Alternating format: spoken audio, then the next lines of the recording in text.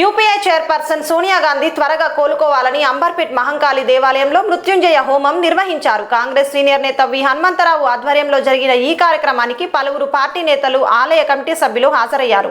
బడుగు బలహీన వర్గాల పేదల పక్షాన సోనియా గాంధీ ఆరోగ్యం త్వరగా కోలుకోవాలని మహా మృత్యుంజయ హోమం అంబర్పేట్ మహంకాళి దేవాలయంలో నిర్వహించారు. ఈ కార్యక్రమాన్ని రాజ్యసభ మాజీ సభ్యుడు, కాంగ్రెస్ పార్టీ సీనియర్ నేత వి హనుమంతరావు ఆధ్వర్యంలో నిర్వహించారు.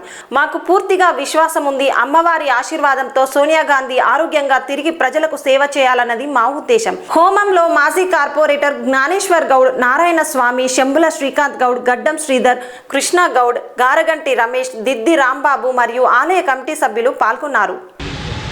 ఆరోగ్యం బాగలేక హాస్పిటల్లో జాయిన్ కావడం జరిగింది.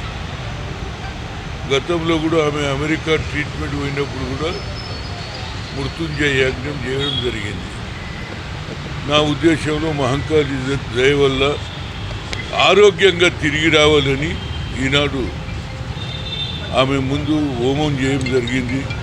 తప్పనిసరిగా ఆమె బాగుండి బడుగు బలహీన వర్గాలకు దేశం గురించి ప్రధానమంత్రి పదవి వచ్చినా నేనుండను అని ఆలోచన చేసినటువంటి ఏకైక నాయకురాలు, పదవి గురించి పోరాడుకుంటున్నటువంటి సమయంలో పదవి ముఖ్యం కాదు, దేశ ప్రజల ఆరోగ్యం ముఖ్యం, వాళ్ళ అభివృద్ధి ముఖ్యమని ఆనాడు డాక్టర్ మన్మోహన్ సింగ్ గారిని ప్రధానమంత్రి 2 సార్లు చేయగలిగింది.